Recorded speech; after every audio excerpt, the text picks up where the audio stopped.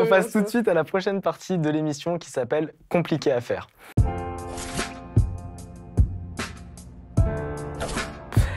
Compliqué à faire, c'est simple. Vous m'avez tous ramené des objets qui symbolisaient votre travail créatif. Et notamment,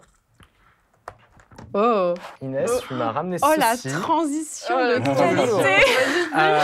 Qui est un travail sur lequel tu as bossé et qui rentre complètement dans la thématique abordée précédemment, à savoir l'idée de faire un travail individuel qui devient collectif. Je vais te laisser le présenter. Oh mon Dieu. Grosse passion.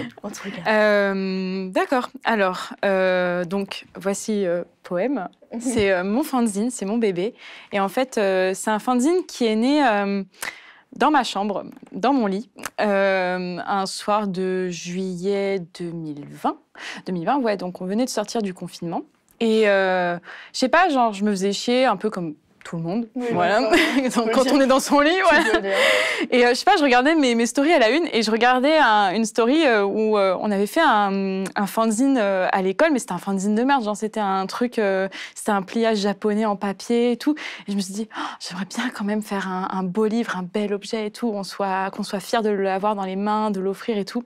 Et là, je me suis dit, allez, banco, on lance ce truc. Mais en fait, je m'attendais pas à ça. Disons que j'ai fait une petite story en disant ouais, ça chauffe qui de travailler sur un projet de livre collectif, etc.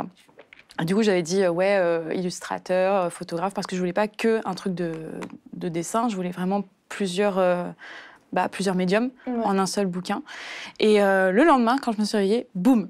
Alors là, c'était incroyable. Je me suis dit, ah ouais, quand même, la machine est lancée. Et j'avais reçu des propositions.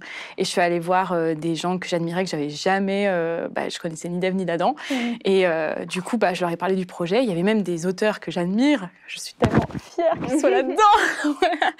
Et du coup, je leur ai dit, voilà mon projet. Alors, c'est pas du tout un projet lucratif, parce que c'est le bébé, quoi. C'est pas du tout un truc où je vais gagner de l'argent, ou toi, on va gagner de l'argent, quoi.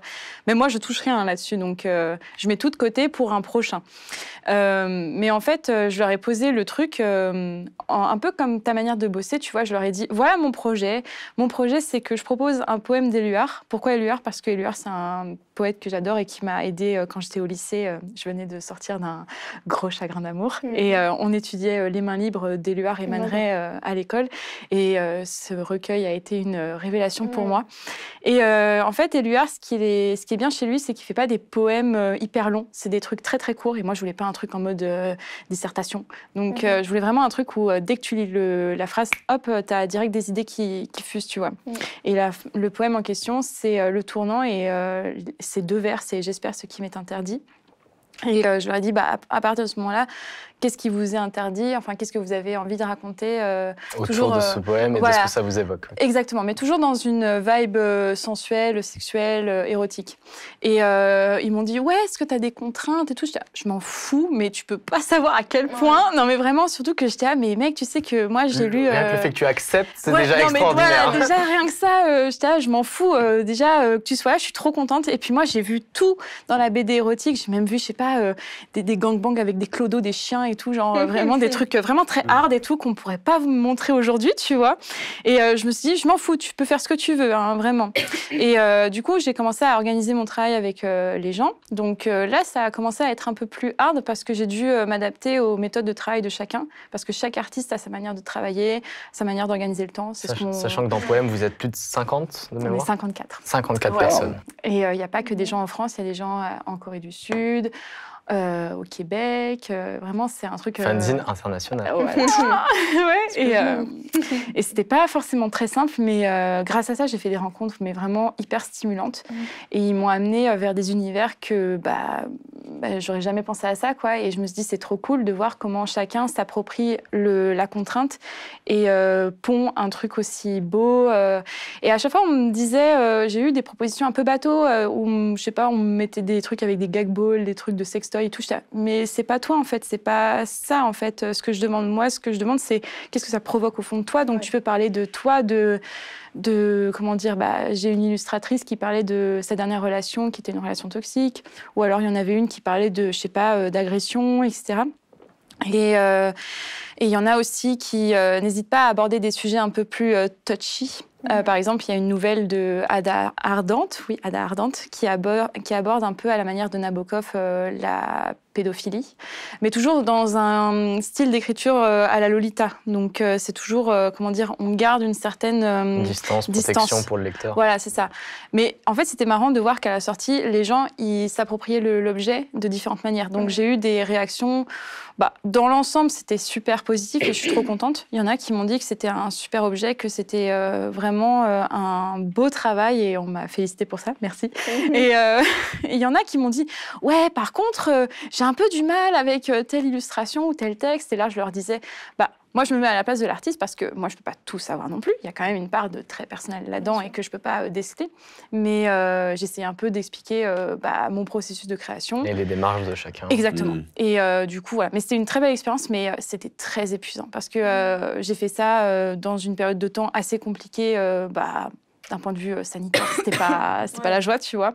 Et en plus, j'étais en pleine rupture, donc voilà. Donc mais voilà, ça peut être inspirant.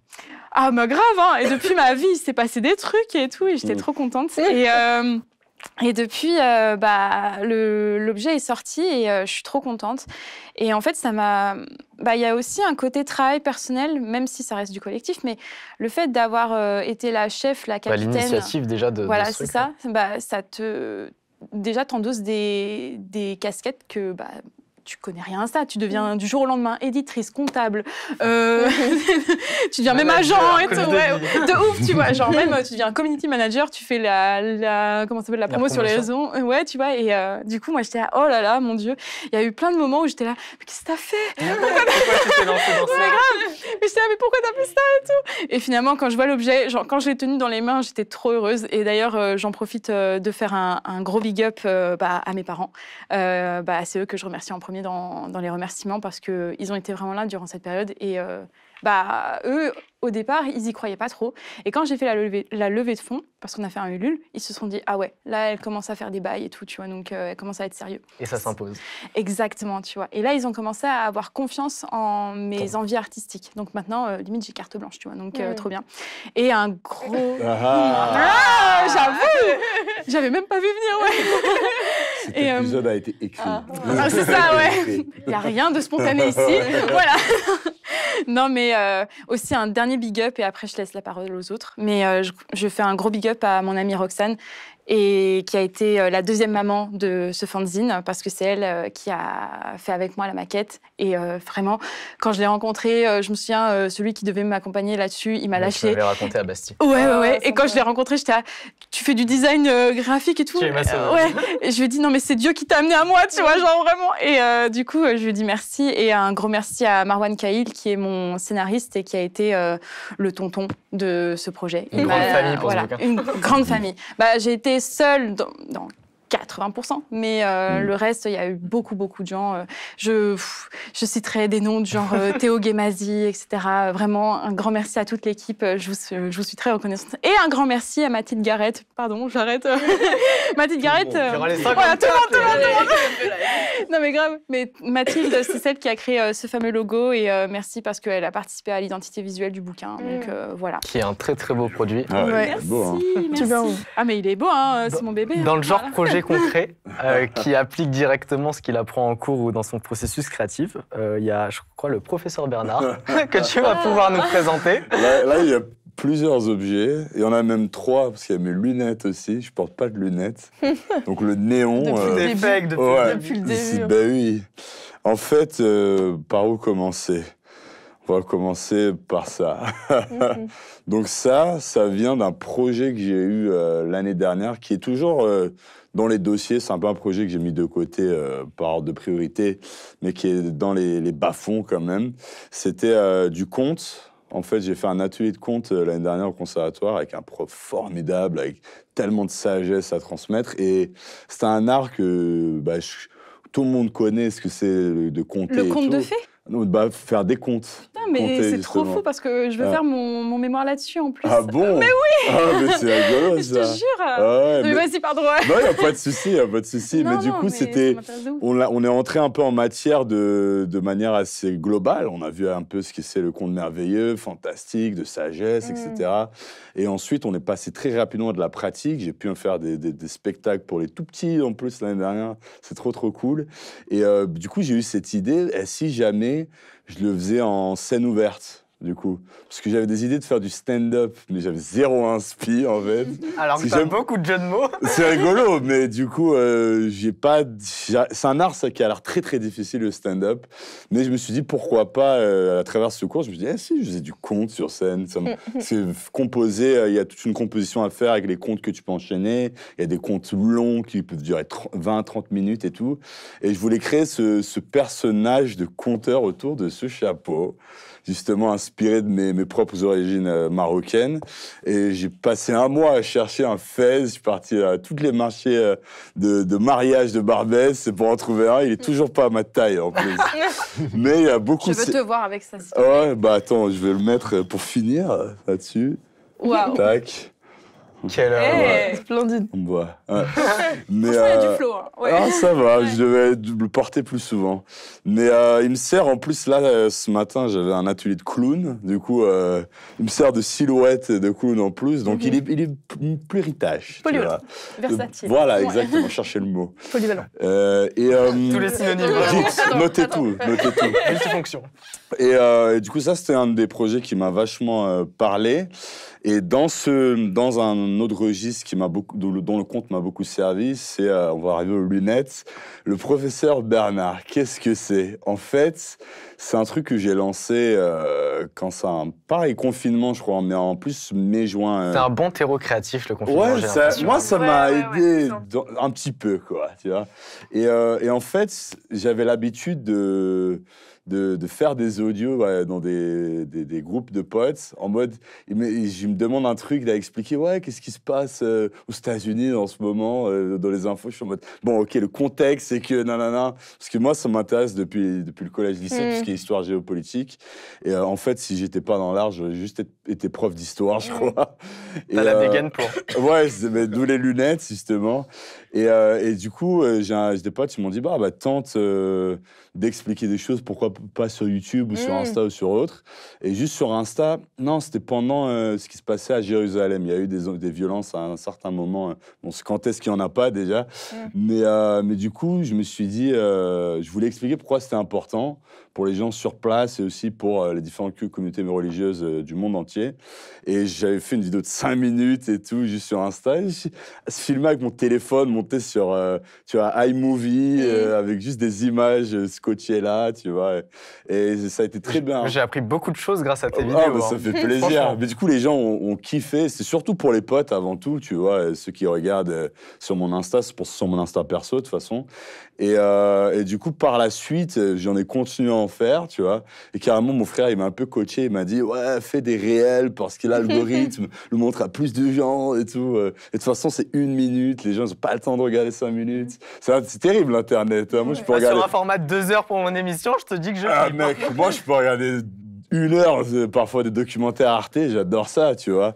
Et du coup, maintenant, j'ai pris l'habitude de faire des petits réels, du coup, d'1 minute, avec un format très humoristique. Il y a des petites memes, des blagues à chaque fois, mais sur des sujets, surtout historiques, parce que ça me parle. Et du coup, j'ai parlé, je sais pas, du premier empereur de Chine ou Rasputin, tu vois, des trucs très, pas toujours très connus, tu vois. Et c'est pour ça que beaucoup de gens ont aussi apprécié. Par exemple, mettre de la lumière sur le roi du Mali, tu vois, qui est une histoire pas très connue du grand public, et du coup, se le faire un peu découvrir pour tout le monde.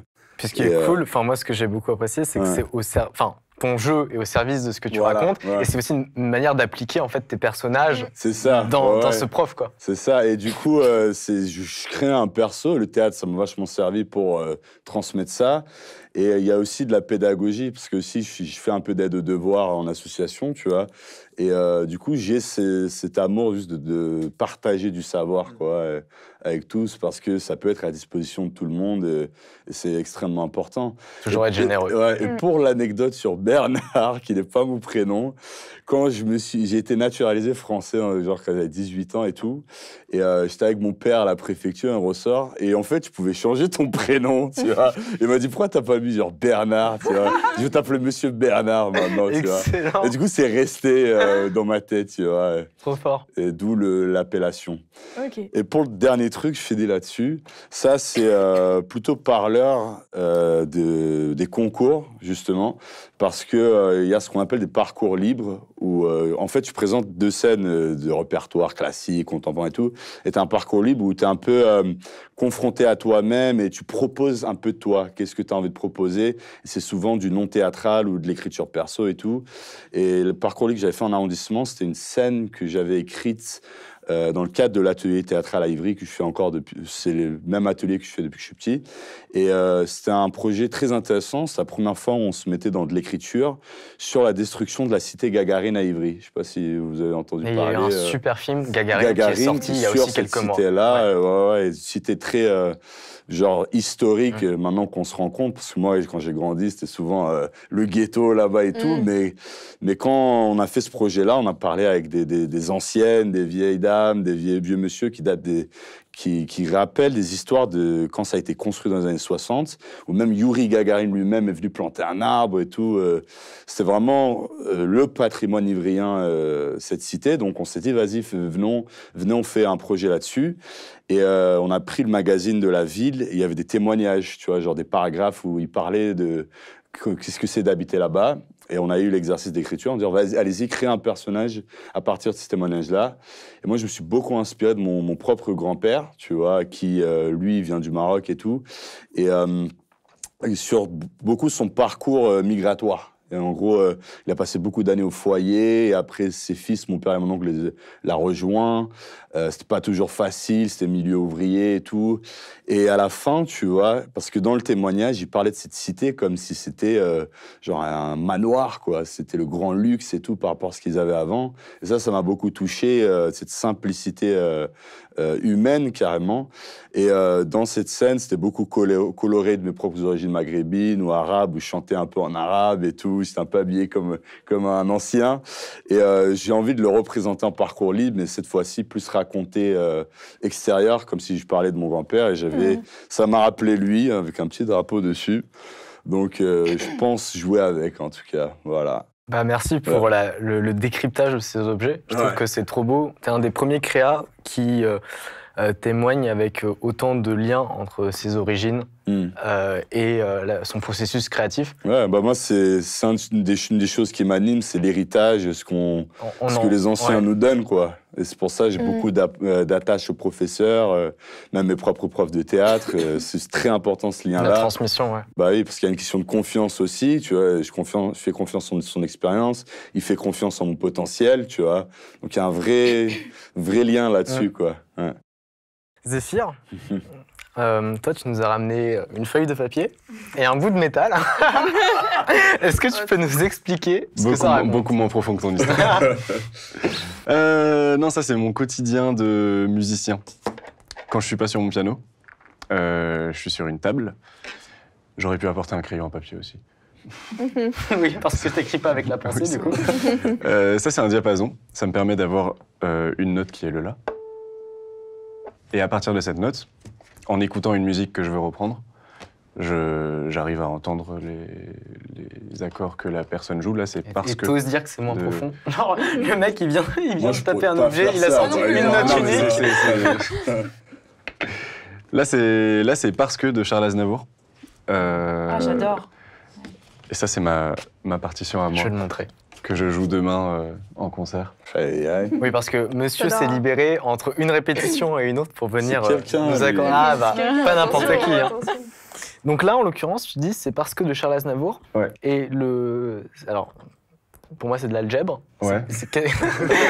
Il y a écrit. C'est quel langage sur ce papier? En fait, c'est le langage américain pour dire les notes de musique. Au lieu de dire do, ré, mi, fa, sol, la, si, do, ils disent A, B, C, D, E, F, G. Ok.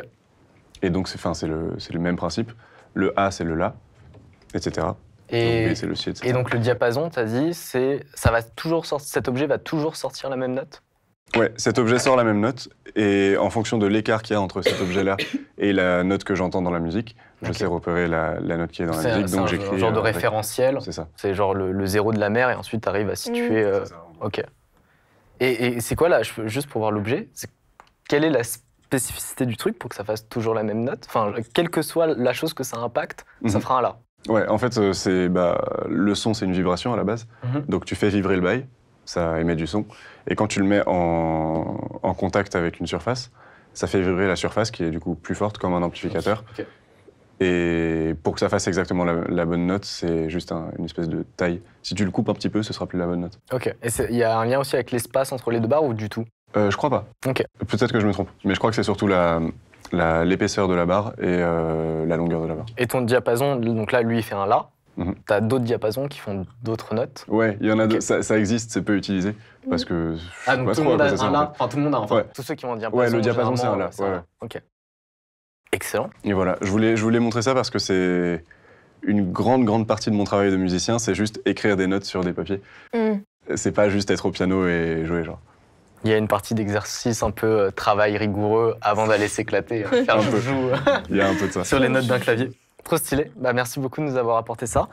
Camille, on va enfin pouvoir voir, mon Dieu, pour de vrai, toute l'argile dont tu nous parles depuis tout à l'heure. C'est bizarre de me voir comme ça, je te jure.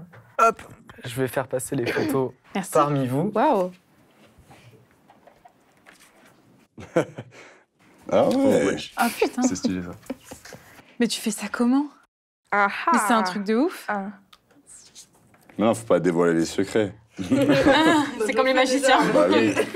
Alors, est-ce que tu peux nous décrypter, choisis une des photos dont tu as envie de parler et peut-être en faire une rapide analyse sur au moins comment tu l'as fait, comment tu l'as créé? Bah pour le coup, c'est toujours la même technique, notamment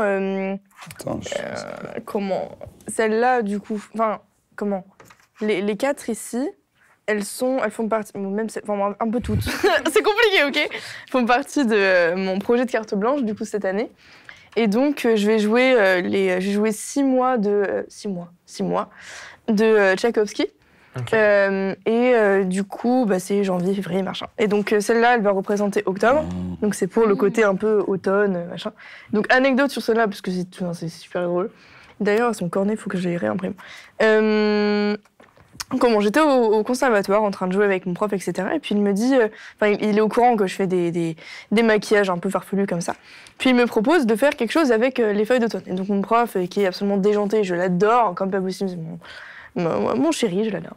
Il me fait regarder par la fenêtre pendant quelque chose comme 30 secondes pendant que lui joue un peu le début du morceau, qui est donc octobre, et c'est un truc très, très calme. Et dès que t'entres, dès le premier accord, t'es dedans et il y a tout qui sort, quoi. Bon, et c'est un peu lent, très calme, voilà. Bon. Et du coup, je regarde par la fenêtre et je vois toutes ces feuilles d'automne qui tombent, etc. Donc je vois le temps changer, et donc j'ai plein de réflexions dans la tête et je me dis merde, la feuille elle vient de tomber, donc elle est déjà par terre. Enfin, j'ai plein de réflexions super intéressantes sur ça. Et du coup, dès que je finis mon cours, je sors, du coup, et je vois une branche. Mais alors vraiment, il y a un petit parc à côté de mon conservatoire. Et je vois la branche, et je prends la branche. Mais je prends la branche comme un chien prend une branche. C'est-à-dire que je la prends comme ça, et puis elle traîne derrière moi, elle fait genre 2 mètres de long, quoi. Mais enfin, j'en ai rien à faire, je la prends, et je marche comme ça, je vais chez moi. Je rentre chez moi avec la branche qui traîne avec toutes les petites feuilles qui sont là. C'est des vraies feuilles qui viennent de la rue. Voilà, donc c'est sale en soi. Bref. Et donc il y a un bout de la branche vraie qui est ici, et toutes celles qui sont sur ma tête, c'est celles qui étaient dans un espèce de, j'appelle ça un couloir, mais c'était une petite rue où il y avait beaucoup d'arbres qui perdaient leurs feuilles. Donc je ramasse les feuilles, donc il y a des gens qui traînent dans la rue qui me voient habillée bien, enfin je veux dire normalement, et une fille qui ramasse les feuilles. Avec un comportement chelou, par exemple. Mais voilà, c'est ça, et puis avec la branche surtout derrière moi, tu vois, donc avec les feuilles, puis je rentre chez moi toute contente. Je suis dans l'ascenseur avec mes feuilles, avec ma branche, ça rentre pas, donc je suis comme ça en train de tenir le bref. Et j'arrive chez moi, puis ma mère, elle me voit passer, elle fait genre... Ok, bon, d'accord, donc je lui explique. Puis je m'enferme dans la salle de bain, je commence à me maquiller, donc voilà, ça donne ça. Et donc c'est la photo qui va être affichée pendant que je joue Octobre. Voilà. Donc il y a elle, notamment quand je parlais d'émotion, celle-là c'est une image que j'ai faite qui représente mes crises d'angoisse. C'est-à-dire que c'est une distorsion de la réalité qui d'un coup me vient. C'est-à-dire que d'un coup j'ai l'impression que, par exemple, un mouvement que Thiago fait avec ses mains, j'aurais l'impression qu'il est un peu en retard. Du coup, je me pose des questions, c'est un peu version... Non, mais j'ai rien dit, ça y est. Non, mais un peu version, je sais pas, Truman Show ou Matrix, tu vois, un truc comme ça, mais t'as l'impression... C'est ça, c'est vrai, et c'est vraiment horrible, même quand je parle, tu vois, j'ai l'impression que je dis le mot avant qu'il sorte, enfin, c'est... Voilà, mais c'est vraiment juste de... Ça, c'est la faute de Mathias qui a mal raccordé le son et l'image. Hein. Voilà. Et celle-là, je l'ai faite quand? Je sais même plus. C'est dans la même vibe que celle-ci? C'est le même matériau ou du tout? Non, pas du tout. C'est ce qu'on me demande souvent. Celle de gauche, c'est une pochette en tissu pour des bijoux que j'ai cassé. J'ai coupé avec un ciseau de gaming, quoi. Et donc ça, le fil qu'il y a sur mes yeux, c'est la lanière, tu sais, pour fermer, donc que j'ai coupé. Et donc tout ça, je colle avec de l'argile verte, tu sais, pour se faire des masques. Des masques, ouais. Et le problème, c'est que ça sèche vite et que souvent, bah là, tu vois, il y a des traces d'argile encore qui se voient. Souvent, après, quand j'enlève le truc, soit je vais sous l'eau, mais je risque de mourir parce que j'ai le truc qui coche le nez. Ah ouais, du coup, tu peux plus respirer. Donc je peux plus respirer, ça m'est déjà arrivé, pas bonne idée. Ou alors t'arraches à sec et ça fait mal. Okay. Exactement. Faut souffrir pour s'en arracher. Voilà, exactement. Et pour le coup, voilà, celle-là, elle va être pour mars, pour le morceau. Ça, c'est des pétales de rose, du coup. Je me suis acheté des lentilles, d'ailleurs. C'est mon petit délire en ce moment. Et donc là, c'est drôle parce qu'il y a ma lèvre inférieure ici qu'on voit, mais qu'on confond avec un pétale. Enfin, moi, je le vois parce que je sais où elle est, mais apparemment, on dirait un pétale. Donc voilà. Magnifique, franchement. Donc mon nez, il est caché derrière, là. Et celle-là, ce matériau-là, c'est la folie pure. C'est... Alors, attendez. Tout ce qu'il y a autour, là, ça, c'est du coton, parce que je voulais faire un effet neige. Et en fait, mon prof m'avait conseillé de faire une sorte de paysage, un peu sur mon visage. Sauf que j'ai pas réussi, mais j'ai fait ça. Et donc ça, c'est un pinceau. C'est-à-dire que j'ai coupé un vieux pinceau à moi de chez moi, que j'ai vraiment découpé. Ça piquait comme pas possible, j'en avais dans l'œil. Donc mon œil n'est pas visible, parce que je voyais rien. C'est-à-dire que j'avais l'œil fermé pendant tout le shoot, c'était comme ça, en train de prendre les photos, et je vois rien. L'espace d'un instant, ouais. Non, mais l'espace de 2 heures, donc c'est long, tu vois. Après, il faut les enlever, bon. Et le reste, c'est des morceaux de sucre que j'ai acheté à Carrefour, enfin voilà. Ok. Donc je fais toujours tout avec n'importe quoi que je trouve. Je veux pas acheter un matériau qui est déjà fait par quelqu'un. C'est tout aussi intéressant, mais c'est juste pas ce que je veux faire moi, tu vois. Et voilà, je crois que c'est à peu près tout. Bah franchement, belle explication d'un travail qui nécessite beaucoup de taf finalement, ouais, et qui est vraiment super beau. Bravo.